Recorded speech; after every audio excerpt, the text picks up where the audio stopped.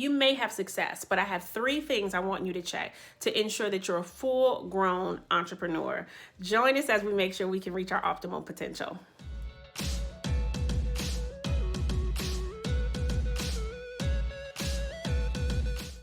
My name is Tiffany Haynes with TiffanyHaynesCo.com, bringing you tips and information to making your office more efficient. So if you're new here, please subscribe as I support you on your entrepreneurial journey. So this one's a fun one today, right? This is where we really want to do a check on our mental state as entrepreneurs. And the reason why is just full disclosure. Every single thing that I'm going to mention in this video I have done before and I needed full recovery from this because I quickly learned that I was not going to be successful if I didn't nip these things in the bud. And more importantly, I was one of the first kind of full-time entrepreneurs in my family, which is a good thing as far as just being able to, show others that it can be done.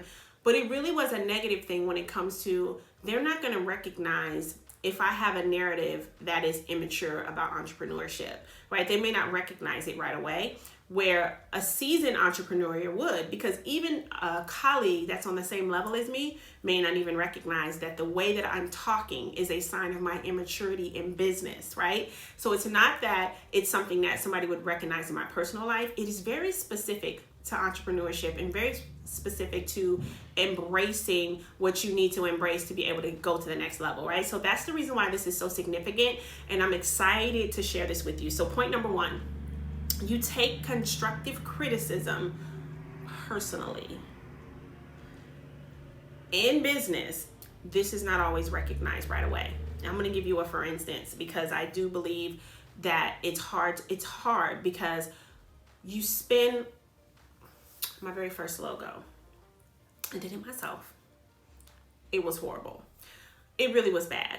And I spent so much time doing it that initially when somebody said that, I don't know, it's really not clear. I don't know if the font's not working. This seems like it's kind of hard to read.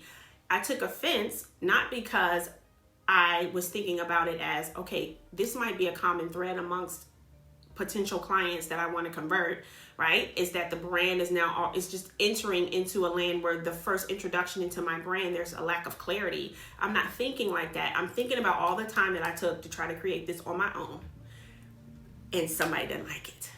That's all. You know what I mean? And when you reach a point where you feel like just because you spend a large amount of time on something does not make it good. And I think once you realize that, then you first realize I probably should hire somebody that they do this all the time for a living and let them handle that. Or I'm going to, if I have to do it myself because for financial reasons, I'm going to have to take that constructive criticism and make my brand better. I do believe that is the number one thing initially that entrepreneurs struggle with, is that when somebody says, hey, I was on your website, I was trying to, the menu, it's hard for me to see the menu because it's the gray part. And you think, well, are you using a desktop or your phone? Because on the phone, you can see it fine. It's like, that's not the point. The point is, whatever I'm using, I can't read it. And I think that we get so defensive in the beginning because we realize how much work it took. You know how long it took me to get that site there for you could even see it on the desktop, period. The fact that when you click my domain that something pops up, that we don't realize that doesn't mean that you can't be constantly evolving. So now when somebody gives me valid criticism on design or things that I would normally take personally, matter of fact, I fix it right away. If I'm at my computer and it's something I can pull the file up or something I can fix right away, I go, wait a minute, say that again. Yeah, it's hard. It seems like the font should be, I'm on it. I'm changing it now. Why don't you refresh, look again, tell me what you think. Oh my God, that's so much better. And I go, okay, great, thank you. Then I call somebody else. Hey, why don't you look on yours and make sure it still looks, good as what, she said when she saw it.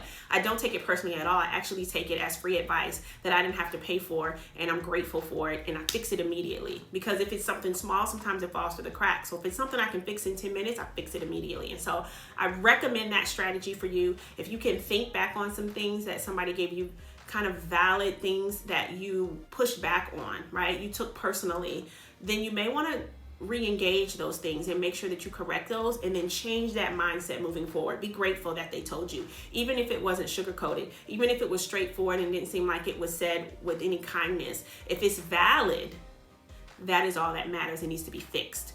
If it's valid, it needs to be fixed. Okay, point number 2. Everything you have ever created or changed is in reaction to something. Everything you have ever created or changed is in reaction to something. This one is so important. And the reason why a civilian, right, wouldn't recognize this is because if they see, and not an entrepreneur, if they see that you saw a change in your industry and you made a quick pivot and you created a product or a service that could now serve the needs of what that change called out for, that's a great thing. It's not something to be frowned upon. It's not a negative thing per se. But when you reach a level of maturity in entrepreneurship where you can anticipate the need, when you can see the market trends that you've seen in the past and what those typically do to your industry clients, how can you meet that need and think ahead and be more proactive?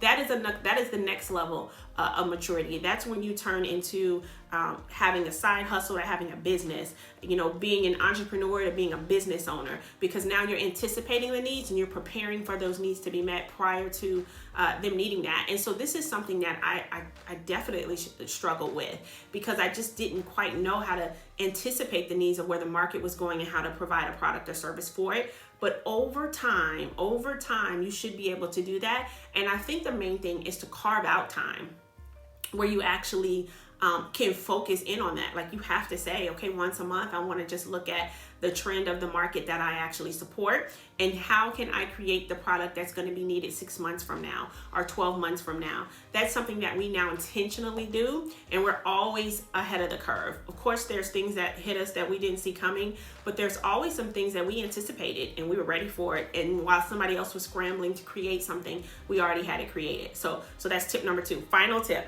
Here we go. Oh God, this is something I did that was just horrible.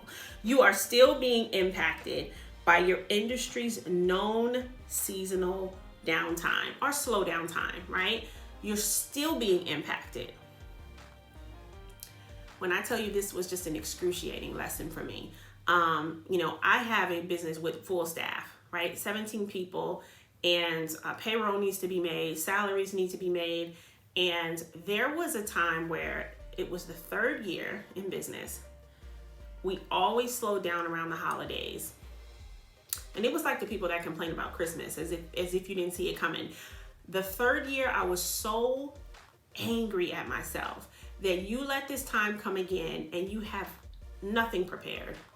And I had to tell myself, no matter how great July is, it slows down during the holidays. It doesn't matter. I don't know what I told myself. I just remember being so angry at myself because everybody's the happiest time of year. I'm stressed out. I'm trying to figure out, okay, how do we get the company through this time? Maybe I'm not even getting paid myself. And it just became aggravating for me because you knew it was coming. You did nothing. And so I really want to encourage you, and I have a chart that I've included in this download to look at the calendar year in quarters, but it's in a circle. For some reason, this was better as I worked with people to visualize, but it's in a circle where you can say 1st, 2nd, 3rd, 4th, and then go over the last 2 to 3, 4 years that you've been in business. There's going to be enough on the download where there's 4 circles on one page. So if you want to print more and go further back, you can, but it might be irrelevant to how that industry's changed overall if you go too far back.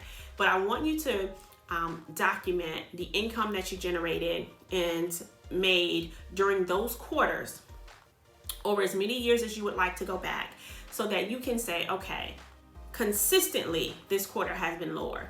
How can I prepare for this when it comes to this year or next year if that quarter is now, so that you never, ever, ever are surprised by the tension in your finances or by what other people are being hit by. You're always prepared for it in some type of way. Maybe you can build a product or service that services the needs during that time that's different from anything out there. Or maybe you can, as some already do, which is take the additional proceeds of the most successful quarter and make sure you store it away to kind of be a leverage for you or a buffer for you through the down quarter. So maybe you want to take out a business loan during the high times of your quarter, but not touch it and utilize it until the downtime. Sometimes by the time you're in a down season in your business, it's harder to qualify, right? I think we've all been there. And so it just allows you the space and time to think creatively and strategize for known seasonal downtimes. And if you still are being hit by a known seasonal downtime, even if you're by yourself as a solo entrepreneur or a real estate agent, that is unacceptable. Like that, it reaches a point where that is unacceptable. You should be prepared financially. You should be prepared marketing wise. You should be prepared mentally so that that season doesn't catch you off guard, right? And so you can cruise through that season and make it into the season that is generating in more income. And it has no effect on your emotion and your stress level, right? It's going to have an effect on a lot of other things, but you should still be cool as a cucumber because you saw it coming and you were prepared. And so those are the three things that are a sign of that you're an immature entrepreneur. And then of course some strategies that I put into place to kind of help you combat that. So if you found this valuable, please give us a thumbs up and I'll see you next time.